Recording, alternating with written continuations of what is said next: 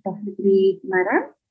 Yang kami hormati para narasumber yang sudah hadir di sini ada Bapak Insinyur Arif Jatmiko MA selaku Kepala Dinas Perumahan dan Pemukiman Provinsi Jawa Tengah. Selamat pagi, Pak Arif Jatmiko. Ya, kemudian nanti akan hadir di tengah kita dari Kementerian Kominfo, dari Dinas Kesehatan Provinsi Jawa Tengah, dan dari kantor wilayah DJ Bea Cukai Jateng dan DIY. Lalu yang kami hormati Bapak-Bapak Satgas dari Pusbang KKN UNES, dan tentunya seluruh Sobat Giat Angkatan Ketiga yang kami banggakan. Puji syukur marilah kita panjatkan kehadirat Allah Subhanahu wa Ta'ala yang memberikan rahmat dan hidayahnya sehingga pada hari ini kita dapat hadir bersama secara virtual dalam acara pembekalan UNES Giat Angkatan Ketiga tahun 2022. Acara ini diselenggarakan oleh Pusat Pengembangan KKN Universitas Negeri Semarang yang akan berlangsung selama 3 hari dari mulai hari ini hingga besok Jumat tanggal 14 Oktober 2022. Baik, Bapak Ibu dan Sobat Giat semuanya, marilah kita awali kegiatan pagi ini dengan bacaan basmalah bersama-sama. Bismillahirrahmanirrahim. Ya, marilah sekarang kita simak bersama lagu Indonesia Raya.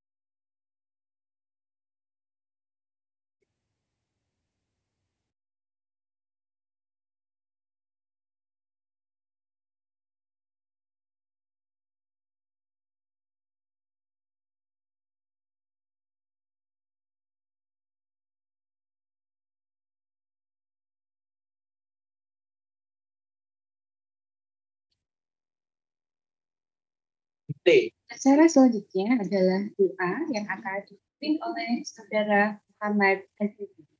Ada Saudara Muhammad Azizi, silahkan. Assalamualaikum warahmatullahi wabarakatuh. Sebelumnya mohon maaf doa ini akan disampaikan dengan syariat Islam. Bagi yang beragama lain mohon untuk menyesuaikan. Bismillahirrahmanirrahim. Alhamdulillahirabbil alamin. Wassalatu wassalamu ala asrofil anbiya'i wal mursalin wa ala alihi wa sahbihi ajmain. Ya Allah yang Maha Agung, berkat rahmat, kuasa, dan karunia-Mu, pada pagi hari ini kami seluruh peserta pembekalan UNES Giat Angkatan 3 tahun 2022 mengadakan tangan seraya berdoa dan mengaturkan sembah sujud sebagai wujud dan syukur kehadirat-Mu. Ya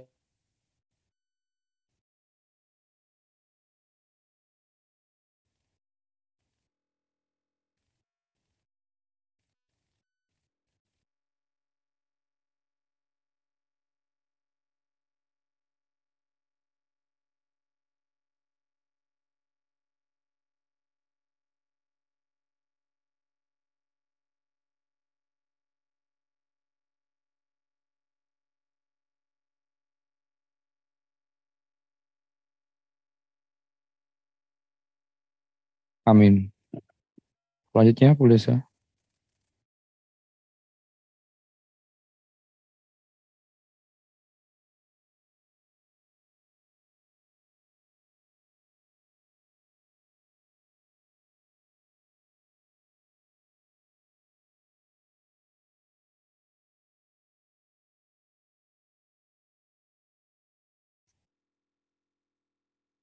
Terima kasih kepada Saudara Muhammad Azizi. Acara selanjutnya adalah sambutan dari Bapak Kepala Pusat Pengembangan KKN Universitas Negeri Semarang kepada Bapak Edi Kurniawan, SPD MPD. Disilahkan. Baik, bismillahirrahmanirrahim. Assalamualaikum warahmatullahi wabarakatuh. Yang saya hormati Bapak Insinyur Arif Jatmiko MA, Kepala Disprakim Provinsi Jawa Tengah. Yang saya hormati Bapak Ibu Korcam, DPL, dan seluruh staf akademik Pusbang KKN LP2M Universitas Negeri Semarang. Marilah yang pertama kita panjatkan puji syukur kepada Tuhan Yang Maha Esa, karena pada pagi hari ini kita dapat berkumpul bertatap maya dalam acara pembekalan UNESGIAT Angkatan 3 tahun 2022.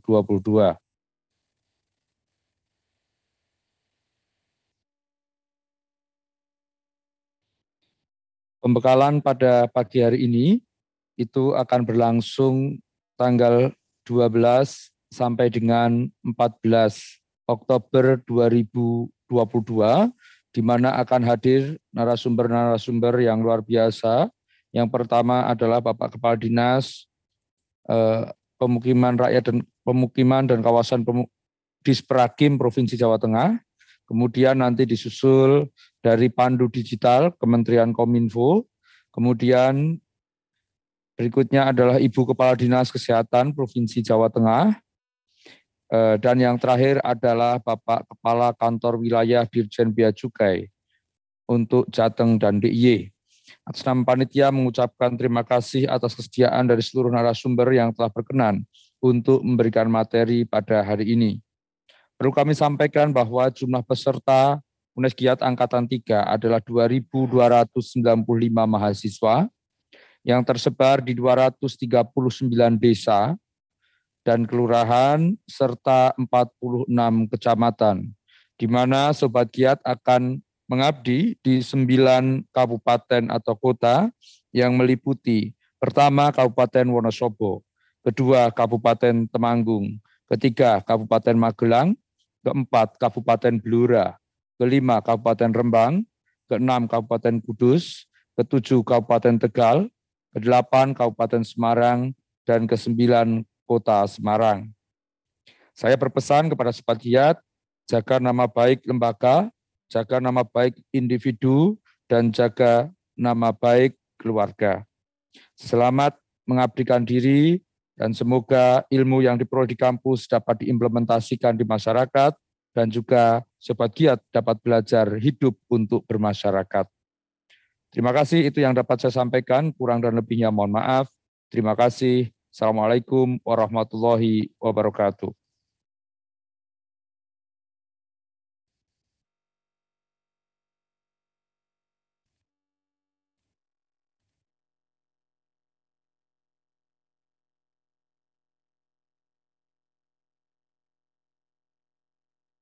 Waalaikumsalam warahmatullahi wabarakatuh. Terima kasih kepada Pak Kepala Pusbang KKN. Baik Sobat Giat, tentunya kita langsung saja masuk pada materi yang kita tunggu-tunggu. Materi yang pertama akan disampaikan oleh Insinyur Arif Jatmiko MA yang akan dipandu oleh Bapak Dr. Walid MA. Halo, selamat pagi Pak Walid. Sudah hadir di sini ya? Oke, nampaknya Pak Walid masih di mute. Iya, mohon co-host untuk mengaktifkan audio Pak Walid. Selamat pagi Pak Walid. Pagi Mbak Lesa. Ya, kita nanti bikin jargon ya Pak. Selamat pagi. Ya. Pagi. Tetap semangat luar biasa. Iya, nanti Pak Walid yang mimpin biar lebih semangat. Ya. Baik Pak Walid. Pagi luar tetap semangat luar biasa. Iya, betul. Nanti dipimpin Pak Walid untuk memandu sesi pemaparan dan diskusi dari Kepala Disperagim Provinsi Jawa Tengah. Monggo waktu sepenuhnya saya persilahkan. Baik, terima kasih Mbak Lesa. Bismillahirrahmanirrahim. Assalamualaikum warahmatullahi wabarakatuh. Selamat pagi, salam sejahtera untuk kita semua. Yang kami hormati Pak Kapus KKN yang masih standby di sini, dan terutama yang kami hormati pembicara pertama dari Dinas Perumahan Rakyat dan Kawasan Pemukiman Dinas Prakim Provinsi Jawa Tengah, Bapak Insinyur Arif Zatmiko MA. Selamat pagi Bapak. Sudah hadir di tengah-tengah kita, beliau? Oke, selamat pagi Pak Arif. Sehat selalu, Pak. Baik. Selamat pagi Pak Walid. Siap. Selamat pagi untuk semua, masuk Pak Kapus tadi. Yeah. Waduh, luar biasa pagi hari ini bisa bersama Pak Arif di tengah-tengah Sobat Giat UNES 3. Saya akan menyapa teman-teman dari Sobat UNES Giat 3. Selamat pagi semuanya. Oke, ini pasti biar aman jadi dikondisikan ya Mbak Lesa ya. Jadi jargonnya nggak bisa muncul gitu ya. Jargonnya yang muncul cuma saya dengan Pak Arif, jadi nggak seru. Oke, jargonnya dalam hati. Jadi tadi jargonnya kalau selamat pagi, pagi, tetap semangat luar biasa. Mantap. Baik, Pak Arif, izinkan saya selaku moderator ingin membacakan sedikit CV dari Pak Arif. Nama lengkap Insinyur Arif Zatmiko MA. Kemudian tempat tanggal lahir, beliau lahir di Purwakarta pada tanggal 1 Agustus 1966. Luar biasa. Purwakarta itu masuk dalam jajaran Jawa Barat ya, Pak Arif ya? Iya, betul, Jawa Barat. Jawa Barat. Kemudian SD tahun 1979 lulus, kemudian lulus SMP tahun 1982, kemudian lulus SMA tahun 1985 dan selesai strata 1 di Teknik Planologi ITN Malang itu di tahun 1992. Dan beliau menyelesaikan strata 2 di IHS Erasmus University dengan jurusan Magister Teknik Pembangunan Wilayah dan Kota di tahun 2001. Baik, itu sekilas terkait dengan CV Kepala Dinas ya Bapak Insinyur Arif Zatmiko MA.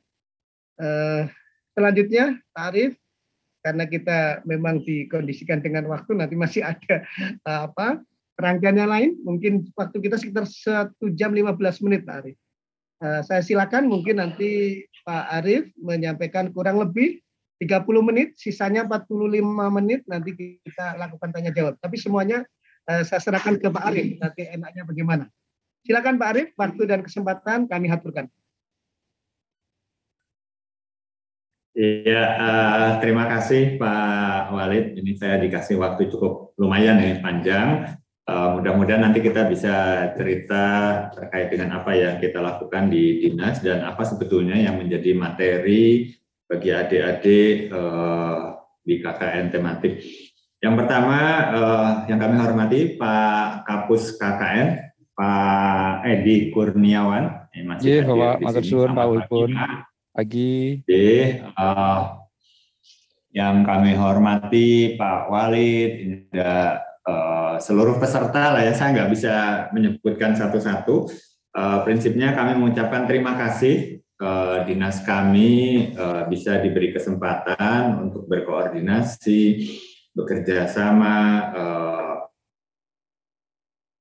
yang ada di perguruan tinggi. Kita memang sudah 2 tahun ini mencoba terus berkolaborasi dengan perguruan tinggi Karena kami juga yakin bahwa adik-adik mahasiswa ini bisa menjadi ujung tombak bagaimana masyarakat bisa hidup yang baik. Satu terkait dengan rumahnya, kedua terkait lingkungannya. Hal ini tercantum di dalam Undang-Undang Dasar 1945 pasal 28 huruf H ayat 1 ya. Jadi memang ini menjadi tugas kita bersama sebetulnya bagaimana kita hidup baik di rumah, hidup baik di lingkungan. Kalau kita melihat memang Bapak dan Ibu sekalian, adik-adik semua, dimanapun kita berada, pendidikan dasar yang utama adalah dari rumah. Sehingga memang kita harus menyiapkan betul bagaimana rumah itu direncanakan, bagaimana rumah itu dikelola, dan tentu saja bagaimana kita tinggal pada lokasi yang baik. Bapak dan Ibu sekalian, adik-adik yang kami hormati, tadi sudah disampaikan CV saya ya. Kalau melihat CV saya berhadapan dengan adik-adik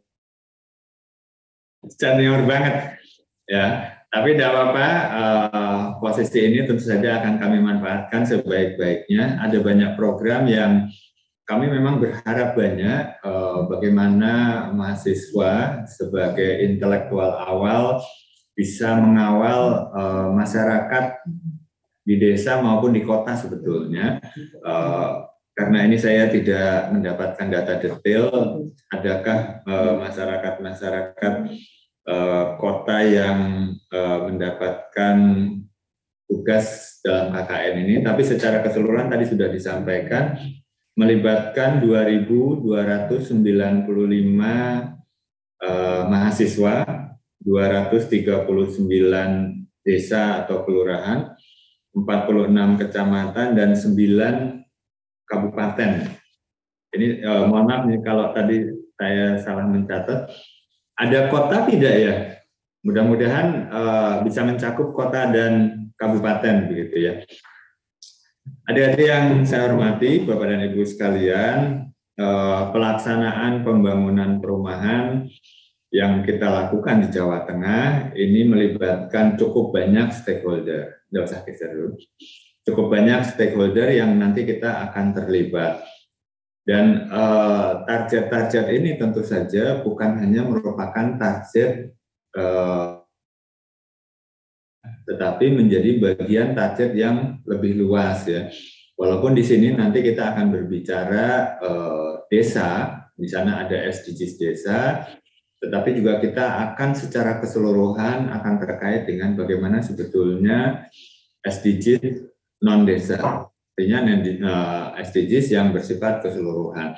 Target-targetnya seperti apa, kemudian apa yang kita harapkan, tentu saja kita harus berbicara bahwa pembangunan masyarakat desa, baik itu bersifat fisik rumah, fisik lingkungan, ataupun karakter di desa, memang harus kita pahami bersama. SDGs secara umum targetnya adalah 2030. Dan ini adalah program lanjutan dari MDGs. Ya, MDGs ke SDGs, nanti kemudian kita juga harus berbicara bagaimana sebetulnya SDGs desa. Ini langsung lanjut, bisa dari sini ya? Atau dari sana? Dari sana ya. Lanjut saja ke tujuan SDGs desa. Ini lanjut, ini kan sifatnya umum sekali ya, nanti kita pelaksanaan di desa tidak langsung. Nah ini sebetulnya, kita masuk ke desa, Sustainable Development Goals atau SDGs, sebetulnya adalah tujuan yang sudah dikembangkan oleh United States terkait dengan bukan secara keseluruhan negara, dan kalau turun sampai ke desa juga ada yang namanya SDGs desa, merupakan bentuk kristalisasi pembangunan total atas desa. Seluruh aspek pembangunan harus dirasakan oleh masyarakat. Ada istilah no one left behind, artinya seluruh masyarakat harus bisa menerima manfaat, gitu ya. menerima manfaat dari apa yang dilaksanakan dalam tujuan Sustainable Development Goal. Lanjut saja, untuk desa ada 18 tujuan SDGs desa, ya bermacam-macam sekali, banyak sekali. Tentu saja kalau terkait dengan bagaimana pembangunan yang akan kita laksanakan, tidak semua nanti harus kita kemas, terutama terkait dengan pembangunan perumahan. Yang paling dekat, Bapak dan Ibu sekalian, adik-adik sekalian, adalah terkait dengan desa layak air bersih dan sanitasi. Kemudian terkait juga desa dengan infrastruktur dan inovasi desa sesuai dengan kebutuhan. Yang berikutnya Bapak dan Ibu sekalian, dari 18 ini memang kemudian kita akan fokus pada program-program pembangunan di desa, khususnya terkait dengan tipe desa sesuai dengan SDGs. Nanti kita memang harus mengidentifikasi ya tipe-tipe desa yang ada di sana, sehingga nanti kita akan sesuai dengan apa yang akan kita laksanakan. Desa tanpa kemiskinan dan kelaparan, ini desa tujuan 1 dan tujuan 2 ya. Desa tanpa kelaparan, desa tanpa kemiskinan. Desa tanpa kemiskinan ini sebetulnya juga bagian dari apa yang kalau kami di Dinas Perumahan adalah tujuan dari bagaimana mengurangi kemiskinan dari sektor pengurangan biaya pengeluaran, ya pengurangan biaya pengeluaran. Jadi Bapak dan Ibu sekalian, adik-adik, kalau kita bicara miskin, penanganannya seperti apa? Satu adalah meningkatkan pendapatan, karena selalu diukur kalau miskin itu dari seberapa besar masyarakat menerima pendapatan. Tetapi kalau pendapatannya tidak bisa naik, apa yang harus kita kurangi adalah beban pengeluaran. Sehingga dengan angka yang sama, beban pengeluarannya kita bantu. Nah, ini menjadi bagian nanti yang salah satunya akan adik-adik lakukan di masyarakat. Salah satu di antaranya adalah bagaimana penanganan rumah tidak layak huni yang diberikan kepada masyarakat-masyarakat kurang mampu atau belum beruntung, karena rumahnya kondisinya tidak baik, pendapatannya tidak bisa kita push langsung pengeluaran untuk perbaikan rumah ini yang disubsidi oleh pemerintah. Tetapi selain itu, di dinas kami juga ada reforma agraria. Saya kira nanti ke depan kami juga akan kembangkan selain RTLH, pendataan, air minum sanitasi, bagaimana nanti kita coba koordinasi dengan UNES juga, untuk reforma agraria. Ini juga bagian dari proses pengurangan masyarakat desa menjadi tidak miskin.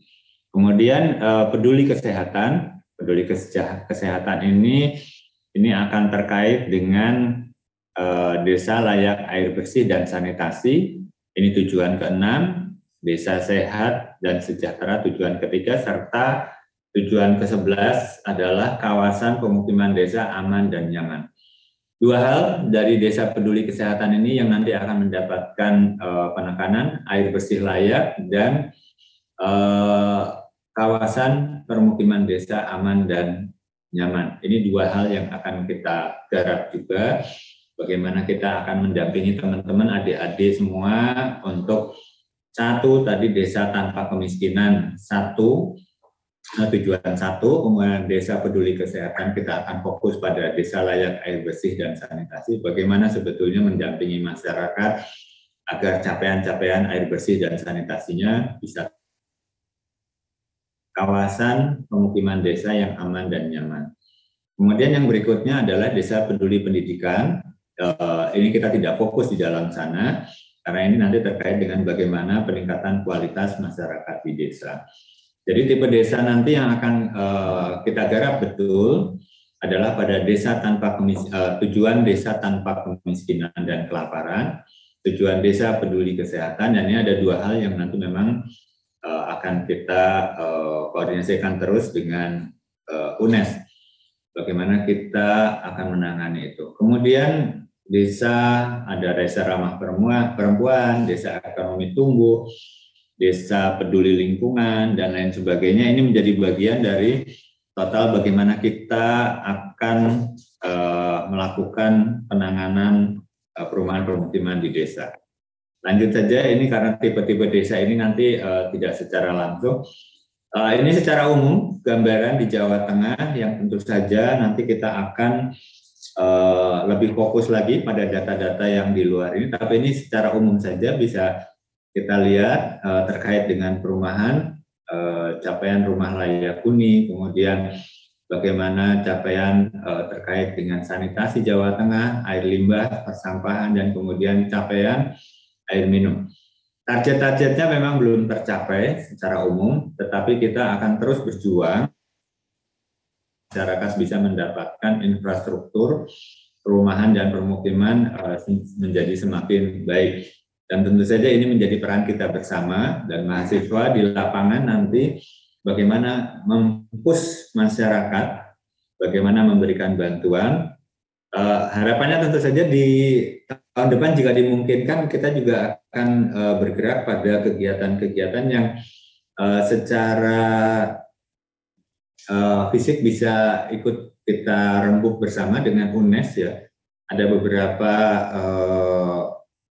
konsep-konsep untuk misalnya terkait dengan persampahan ini, mengurangi sampah dari sumbernya, mengurangi sampah dari sumbernya. Ada teknologi yang sederhana, saya kira juga di UNES ada, nanti kita masukkan sebagai bagian dari contoh-contoh, dan jika memungkinkan memang kita bisa masuk ke dalam itu dengan contoh-contoh sederhananya, misalnya biopori, kemudian keranjang takakura, dan lain sebagainya. Oke, lanjut. Bapak dan Ibu sekalian, adik-adik yang ada, sebetulnya tadi saya memintanya datanya bukan yang ini ya, tetapi data pada lokasi di mana kegiatan KKN tematik dilaksanakan. Tapi ini sebagai gambaran saja supaya adik-adik semua paham bahwa apa yang kita lakukan di Jawa Tengah, dan kami memang berharap banyak dari KKN tematik. Dengan UNES ini yang kita sudah berkembang, sudah berjalan 2 tahun, kami juga sedang mengkonsolidasikan untuk beberapa daerah lain, untuk beberapa perguruan tinggi lain, sehingga kami berharap memang masif. Jumlah rumah di Jawa Tengah memang yang masuk dalam kategori rumah tidak layak huni ini luar biasa besar sekali. Saya juga heran sebetulnya, kenapa kok sebegitu besar ya? Apakah ini terkait dengan pencatatannya saja, atau kita akan melihat bagaimana sebetulnya yang harus kita lakukan. Adik-adik semua, kalau kita melihat angka, ini yang mesti kita cermati, bagaimana kita memutuskan dulu sebetulnya. Di Jawa Tengah ada berapa? Dan kebetulan dinas kami adalah bukan dinas yang memiliki kewenangan penuh untuk menyatakan data rumah tidak layak huni ini, karena kami berkolaborasi dengan dinas sosial. Ada 1.600.000 rumah tidak layak huni di Jawa Tengah. Nah, ini nanti yang akan kita berikan gambaran ke adik-adik betapa pentingnya pendataan, sehingga nanti adik-adik KKN juga akan mencoba membantu dan berkolaborasi dengan tim kami mencatat. Ya, ini yang paling penting ini. Saya tidak melihat di provinsi lain mencatatkan sepertinya atau tidak, tetapi di Provinsi Jawa Tengah kita upayakan pencatatan by name by address untuk kita bisa melihat kinerja, gitu ya. Nah, adik-adik, pada tahun 2018 itu sudah ditetapkan RPJMD. Ya, status pada saat itu ada 1,5 juta rumah. Jadi data awalnya 1,6 juta itu data BDT tahun 2015. PBDT 2015, tapi pada saat RPJM dicatatkan 1,5 juta. Terus kemudian kalau kita lihat grafik ini, gambarnya dikecil.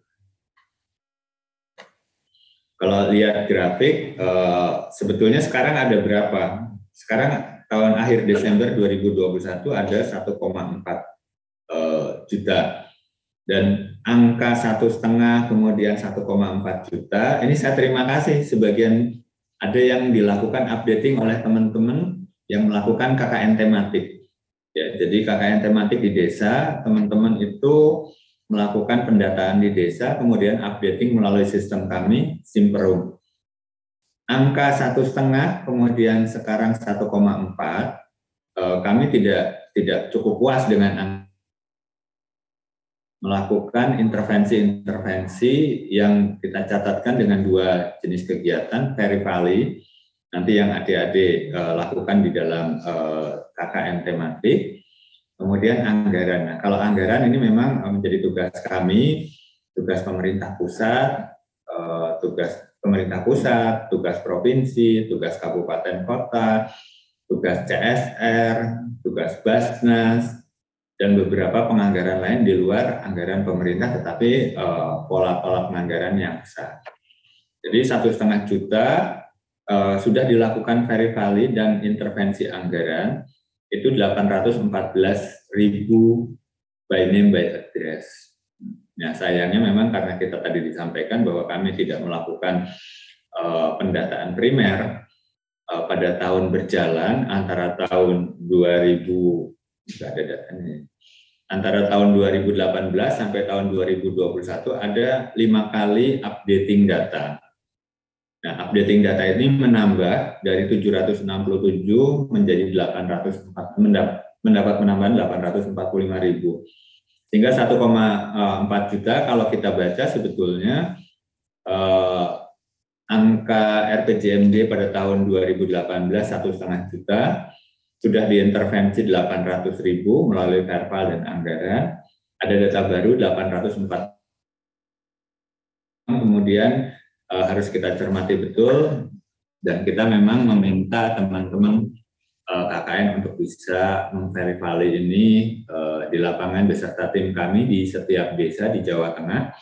Ada 7.900 lebih desa yang masuk ke dalam sistem kami melakukan updating ini, dan nanti adik-adik KKN akan melakukan updating di 239 desa. Saya kira ini cukup banyak ya.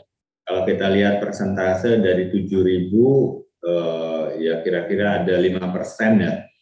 5% yang nanti akan melibatkan adik-adik KKN. Dan terima kasih kepada UNES, ini akan menjadi bagian yang kita updating terus. Kemudian selanjutnya kita berbicara pada isu strategisnya. Lanjut saja. Kita mulai berbicara pada substansi kondisional yang ada di kabupaten kota, terutama adalah yang tadi kami sampaikan. Yang pertama pengurangan kemiskinan nanti dari RTLH, kemudian kita berbicara air bersih, kita berbicara sanitasi, dan lain sebagainya. Ini juga menjadi penting adik-adik di Jawa. Ini program pemerintah pusat sebetulnya targetnya adalah tahun 2021, tetapi sampai dengan saat ini masih belum bisa kita selesaikan, dan ini juga nanti akan menjadi bagian yang kita sama-sama tangani adik-adik. Di Jawa Tengah sebetulnya target ODF-nya 100% sudah tertangani. ODF itu adalah bebas buang air besar sembarangan. Dari 35 kabupaten kota, masih ada ternyata 7 kabupaten kota, dan kalau saya catat gitu ya, 7 kabupaten kota ini ada 1 kabupaten kota yang menjadi daerah tujuan KKN tematik. Mohon izin Pak Walid kalau saya keliru, nanti tolong saya dikoreksi. Jadi ada 7 kabupaten kota yang kebijakan penanganan 100% ODF-nya harus segera kita tangani di 2022 dan 2023. Salah satunya Wonosobo, ini menjadi daerah tujuan KKN tematik. Nanti dengan teman-teman nanti kita minta agar diidentifikasi desa-desa mana, apakah overlap dengan, apakah kalau di overlay ini sama dengan tujuan dari penuntasan ODF ini. Nanti kita cermati lebih dalam. Satu daerah yang dalam kategori provinsi termasuk ODF yang paling rendah. Ya, ada hanya 60, akses sanitasinya hanya 67, kemudian angka ODF-nya 34%. Ini lumayan besar nih, lumayan berat juga nanti kita menangani ini. Dan saya kira ke depan juga ini juga bisa menjadi bahan pertimbangan bersama kita dengan UNES. Bagaimana target-target ini bisa kita keroyok bareng gitu ya. Jadi tidak hanya Wonosobo, tetapi ada Banjarnegara, Purworejo, Batam, Kabupaten Pekalongan, Purbalingga, Kota Pekalongan. Ini ada 34%. Ini kalau kita hitung angka mutlaknya, ini ribuan rumah masih belum memiliki jamban, atau kalau kita berbicara ODF sebetulnya adalah budaya masyarakat. Nah, kalau kita bicara budaya, mereka misalnya gini, lebih suka buang air besar di sungai. Atau masih ada juga di beberapa tempat rumahnya bagus, buang BAB-nya di belakang punya kolam, gitu ya. Punya kolam atau ke sungai atau di kebun, dan ini adalah pola hidup sehat yang memang harus sosialisasikan kepada masyarakat, karena ada target ODF, ada target akses sanitasi. Adik-adik semua, target sanitasi yang ada di sini ini adalah akses sanitasi. Sementara target ke depan kalau kita berbicara SDGs, kita nanti akan berbicara sanitasi aman. Paling tadi kan sanitasi layak ya, akses sanitasi ini sanitasi layak 67%, sementara akses aman sanitasi ini masih jauh di bawah 60%. Dan ini target kita bersama menjelang masuk ke 2030 harus kita konsolidasikan, harus kita rencanakan dengan sebaik-baik. Angka 34% di Wonosobo, adik-adik semua, teman-teman dari Undip, ini mungkin perlu kita detailkan. Nanti teman-teman kami akan mencoba detailkan pada saat pertemuan-pertemuan lanjutan dengan UNES. 34% itu angka mutlaknya berapa ribu, berapa titik desa, apakah desanya adalah menjadi bagian dari desa target KKN Undip. Nah, ini nanti sama-sama kita. Memang kita belum menganggarkan untuk bantuan fisiknya, tetapi nanti kami minta teman-teman dari dinas untuk mencoba bersama-sama mencari CSR. Nah, nanti di lapangan nanti kita bekerja bersama-sama teman-teman UNES untuk bagaimana menangani itu. Kemudian rumah layak huni ini menjadi bagian yang sama dengan ini sebetulnya. Oh, ini agak lancar-lancar deh bahan presentasinya. Jadi, tapi tidak apa-apa. Jadi rumah layak huni dan sehat ini memang masuk di dalamnya adalah layak air bersih dan layak sanitasi. Bagaimana capaian-capaian yang harus kita penuhi dalam proses capaian SDGs gitu ya. Desa sehat dan sejahtera, desa layak air bersih dan sanitasi. Angka-angka tadi sudah kami sampaikan. Dan ini nanti secara detail pada saat pertemuan-pertemuan dengan tim kami, desa, kemudian jumlah kebutuhan jamban, kemudian apa saja yang harus disampaikan. Sekaligus kami sampaikan ke Pak Kapus, ini nanti jika dimungkinkan dan waktunya cukup, nanti coba kita carikan CSR, nanti bersama dengan mahasiswa kita lakukan langkah-langkah yang bisa melibatkan peran serta masyarakat. Jadi biayanya kita tekan, jika perlu kita tidak mengeluarkan biaya, kita cari CSR, tetapi ada beberapa langkah nyata teman-teman KKN untuk melaksanakan pengabdian kepada masyarakat. Lanjut.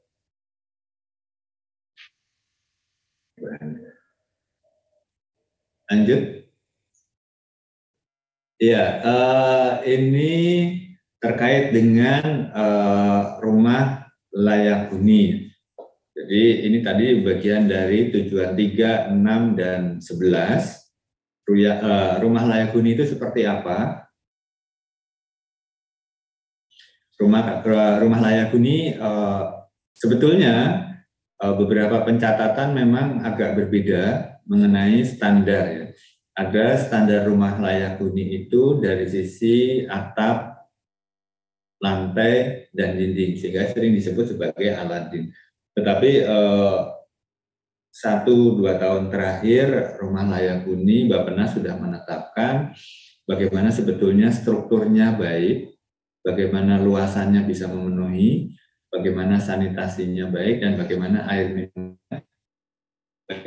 Kan tidak lagi berbicara Aladin, tetapi secara menyeluruh ada 4 indikator yang menjadi bagian yang harus kita sama-sama perhatikan pada saat kita berbicara rumah layak huni. Ketahanan bangunan ini sudah mulai menjadi kriteria yang bagaimanapun juga setiap masyarakat harus bisa menempati rumah yang strukturnya baik, gitu ya. Tetapi tetap berbicara pada kondisi lokal ya. Jadi kalau kita berbicara strukturnya baik itu tidak harus struktur beton, tapi pada saat kondisi lokal atau budaya lokal membangun rumah dengan struktur kayu, saya kira ini juga bisa dilihat strukturnya tidak harus beton, tetapi bisa kayu, bisa struktur yang lain. Luas bangunan ini diasumsikan sekarang adalah per orang itu 7,2 meter persegi.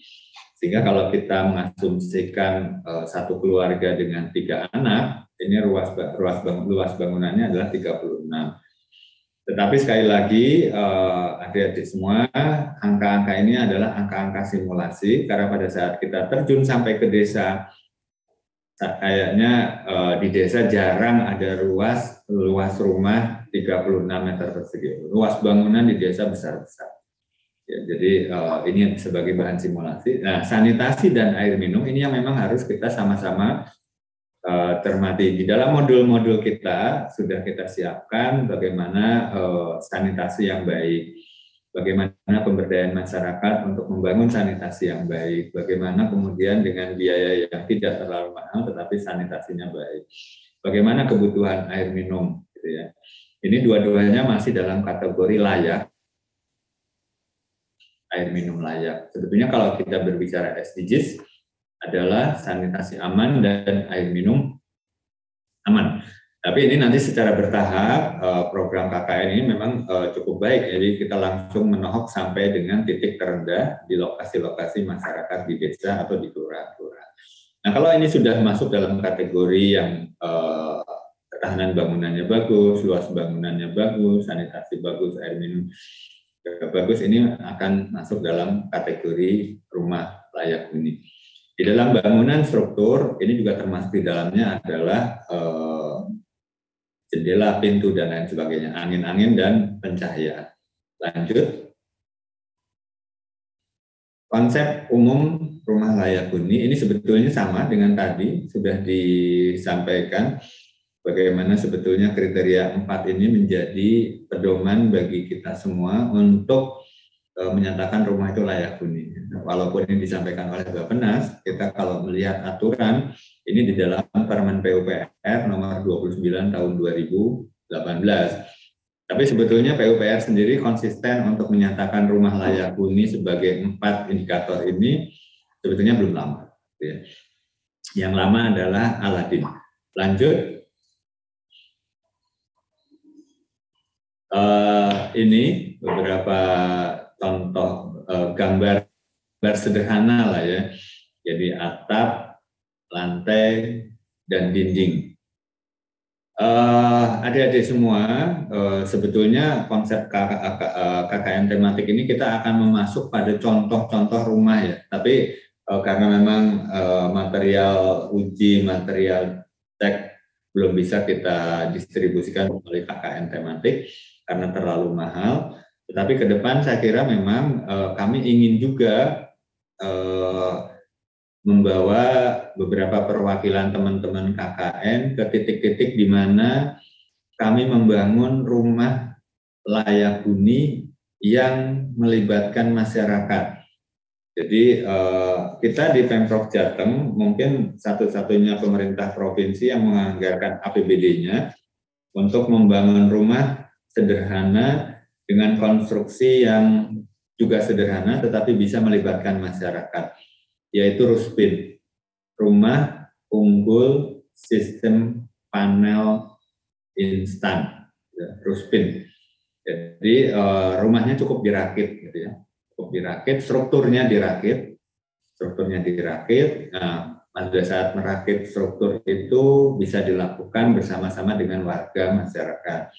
Kami sudah melakukan uji, masyarakat itu dilatih sebentar. Saya kira ini mahasiswa juga perlu tahu gitu,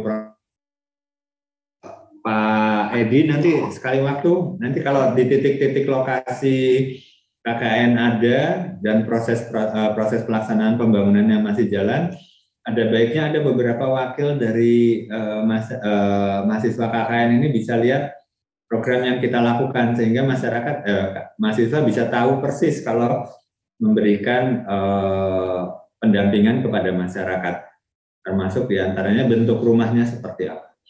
Jadi rumahnya adalah tipe 36, dibangun dengan struktur Ruspin. Struktur Ruspin melibatkan masyarakat 3 orang, bisa selesai dalam 2 atau 3 hari. Strukturnya jadi nanti tinggal pasang bata, pasang atap, kasih lantai, dan tidak harus menggunakan fondasi lajur, tapi cukup dengan fondasi umpak saja. Ini teknologi-teknologi sederhana ini nanti memang kami ingin mahasiswa-mahasiswa KKN selain menyampaikan rumah layak huni, rumah sehat seperti apa, tahu juga teknologi yang dilaksanakan di Jawa Tengah. Program kita cukup menarik, teman-teman semua nanti pada saatnya nanti kita akan berikan juga informasi-informasi itu. Kita di Jawa Tengah ada Tuku Lemah oleh Umat. Ada lagi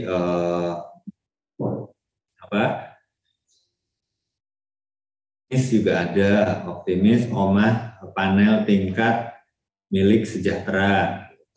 Itu menggunakan panel yang sama, tetapi kita buat tingkat ke atas. Masyarakat beli tanah, kita bantu rumahnya, integrasi program kita laksanakan. Oke, lanjut. Ini tahapan-tahapan saja, adik-adik, yang tadi kami sampaikan. Jadi mulai program pertama, jadi air minum dan sanitasi itu memang harus mencapai tahapan yang tertinggi, tahapan kelima, yaitu akses aman. Sementara yang kita kejar sekarang adalah akses layak dasar. Kita sudah melewati tahap 1, tahap 2, tahap 3, dan kita berada di tahap 4 yang kita harusnya masuk ke tahap 5 pada tahun 2030. Dan ini prosesnya luar biasa. Saya kira teman-teman mahasiswa ini berperan akan sangat luar biasa mendapatkan hasil, karena apa? Kita tahu kalau mahasiswa lebih dekatlah kepada masyarakat daripada program pemerintah yang harus mengandalkan uang. Teman-teman mahasiswa banyak inovasi-inovasi bagaimana pendekatan kepada masyarakat, bagaimana bercerita kepada masyarakat untuk mencapai target-target yang harus kita penuhi. Lanjut. Sanitasi aman juga. Sekarang kita masuk di tahap yang keempat, kita akan masuk ke tahap yang kelima. Nah, ini perjuangan lah lumayan besar ya, karena angkanya berbeda jauh itu antara target aman dan target layak. Ya, nanti ya bisa teman-teman nanti lengkapi angka-angka ini supaya nanti di lapangan adik-adik mahasiswa bisa menyampaikan kepada masyarakat. Kemudian lanjut. Untuk kondisi yang ada saat ini, baik air minum layak maupun sanitasi layak, ini yang masuk KKN itu ada, masuk semua ya. Adik-adik semua, ini data-data yang perlu kita cermati ini nanti. Nanti untuk desa-desa, teman-teman kami di dinas akan menyampaikan kepada adik-adik semua supaya angkanya lebih real gitu ya. Misalnya di Blora untuk air minum akses layak baru 92, tetapi akses perpipaan baru 23. Tapi di desa mana saja, dan nanti teman-teman dinas akan kirimkan data segera mungkin supaya kita bisa tahu apa yang harus dilakukan teman-teman KKN tematik dalam mengoptimasi capaian-capaian ini. Ya. Misalnya di Blora, Kudus, Magelang, Rembang, Semarang, Tegal, Temanggung, Kota Semarang, dan Wonosobo. Gitu ya. Kalau desanya bisa identik dengan angka capaiannya, kita akan bisa membuat program-program bagaimana peningkatan capaian akses layak air minum dan akses perpipaan di desa. Sekali lagi adik-adik, Pak Edi, ini juga nanti kita akan coba jika dimungkinkan kita masukkan program CSR supaya bisa melihat hasil. Nah, terkait dengan sanitasi ini tadi udah ya, hanya Wonosobo ya? Enggak?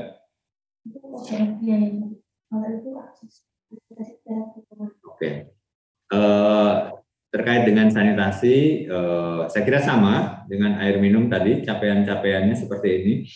Bapak dan Ibu sekalian, adik-adik, misalnya Blora, akses layaknya sudah 95%, tapi akses amannya masih 1,35. Ini kan jauh sekali ya. Padahal target kita kalau kita berbicara 2030, cuma 8 tahun lagi. Cuma 8 tahun. Sementara yang 95% ini sebetulnya adalah target MDGs yang harusnya selesai pada tahun 2019. Ini angka-angka ini yang memang harus kita cermati betul, dan nanti kita akan bagaimana penanganannya. Lanjut, adik-adik semua, yang berikutnya adalah terkait dengan pengentasan stunting. Ini erat kaitannya dengan ketersediaan air bersih. Bagaimana masyarakat pada tahap kehamilan ibu hamil ini sudah harus diperhatikan sehingga nanti pada saat anaknya lahir tahap-tahap awal pertumbuhan juga tidak terjadi stunting di daerah. Ini saya kira terkait dengan pencatatan. Jadi nanti teman-teman, adik-adik semua, bagaimana pencapaian air bersih, bagaimana pencapaian sanitasi, bagaimana pengurangan stunting, ini juga menjadi bagian yang harus kita cermati bersama. Selanjutnya, adik-adik, ini sudah masuk di sesi yang bagian terakhir. Apa yang nanti kita lakukan sudah kita siapkan semua dalam bentuk panduan terkait dengan identifikasi masalah dan potensi yang tadi sudah kita sebutkan, target-target SDGs di pedesaan, apa saja nanti yang adik-adik harus lakukan, apa saja adik-adik yang harus lakukan pendampingan kepada masyarakat, dan tentu saja dari 3 ini, identifikasi masalah dan potensi, edukasi rumah layak huni dan sehat, kemudian pendataan simperum, ini adik-adik semua tetap kami berikan, nanti tidak dilepas semua, sehingga Bapak dan Ibu dosen yang mengawal mahasiswa di lapangan, kami juga akan memberikan pendampingan-pendampingan, sehingga jika ada permasalahan-permasalahan, tidak usah sungkan-sungkan, semua adik-adik, Bapak dan Ibu dosen UNES pendamping KKN, nanti tim kami akan kita coba untuk terus memberikan pendampingan-pendampingan. Saya kira itu beberapa hal yang ingin kami sampaikan, tetapi pada prinsipnya adik-adik semua, Pak Edi dan dosen-dosen pembimbing, kami akan backup penuh pelaksanaan KKN ini, dan tentu saja terkait dengan hal-hal yang jika masih dimungkinkan dalam sisi waktu, kami juga ingin bahwa proses KKN ada juga kegiatan-kegiatan yang wujudnya bisa kita lihat bersama, ya seperti tadi misalnya nanti kami coba beberapa kegiatan yang jika dimungkinkan, sekali lagi ya adik-adik semua, kita coba kalau dari mahasiswa sudah mendapatkan data-data yang clear di lapangan, kemudian perlu tindak lanjut, nanti kita coba carikan melalui CSR atau Basnas, Sehingga di beberapa titik apa yang kita lakukan tidak hanya bersifat pemberdayaan kepada pendataan, pemahaman kepada masyarakat, tetapi bisa juga dicontohkan dalam bentuk kegiatan-kegiatan fisik.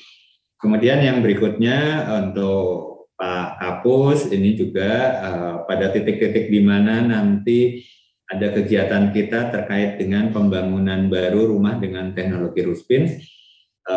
Jika adik-adik semua ingin melihat teknologi Ruspin, kami siap untuk memberikan fasilitasi di titik-titik di mana lokasi kami ada, sehingga mahasiswa selain tahu rumah sehat, tapi tahu juga teknologi yang kita gunakan. Karena ini melakukan pemberdayaan masyarakat, Pak.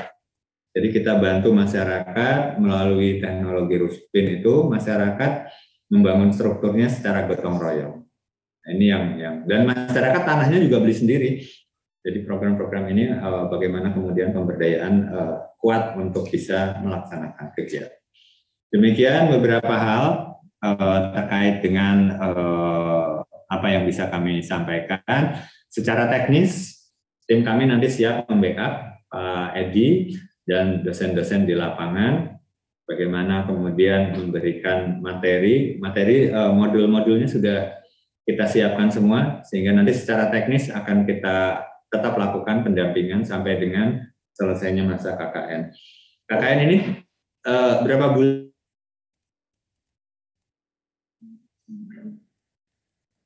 Kalau 3 bulan, saya kira kami akan coba juga nanti terkait dengan kemungkinan CSR dan Basnas untuk bisa masuk ke beberapa titik lah, mungkin tidak semua, ini banyak sekali ya, 239 desa kelurahan. Nanti kita coba keterlibatan CSR agar mahasiswa selain sosialisasi tetapi bisa juga menggerakkan masyarakat untuk gotong royong. Demikian, terima kasih. Kami kembalikan ke Pak Walid. Oke, Pak, terima kasih banyak Pak Arief sudah menyampaikan banyak informasi terkait dengan materi hari ini ya. Tadi saya melihat ada rumah yang tidak layak huni di Jawa Tengah itu hampir 1,4 sekian juta ya Pak ya. Jadi iya, betul. Ya, cukup banyak ini yang menjadi barangkali banyak sekali Pak. Walaupun tidak henti-hentinya pemerintah selalu mengatasi ya Pak ya, mencari solusi dari kondisi-kondisi ini, termasuk tadi juga dibahas tentang stunting, dan yang paling menarik juga terkait dengan CSR yang barangkali bisa digali begitu ya Pak, untuk peran serta pemberdayaan masyarakat, kira-kira itu. Nah, Sobat Giat sekalian dan Bapak Ibu DPL yang saya hormati, masih ada sisa waktu kurang lebih 25 menit ya, kalau saya mencatat tadi. Silakan Sobat Giat atau Bapak Ibu DPL yang ingin melakukan sharing atau pertanyaan atau tanggapan terhadap materi ini yang bisa disampaikan langsung kepada Pak Arief. Silakan, saya buka sesi termin pertama, mungkin 3 penanya dulu. Bisa reset yang mau bertanya. Ada yang raise? Oke, saya cek dulu coba. Oke, sambil menunggu Pak Arief, sambil menunggu teman-teman untuk melakukan pertanyaan, barangkali karena tadi jumlah desa kita yang akan KKN di UNES Giat 3 ini cukup banyak, ratusan ya, 200 sekian. Sementara tentu 239. itu ada kriteria apa yang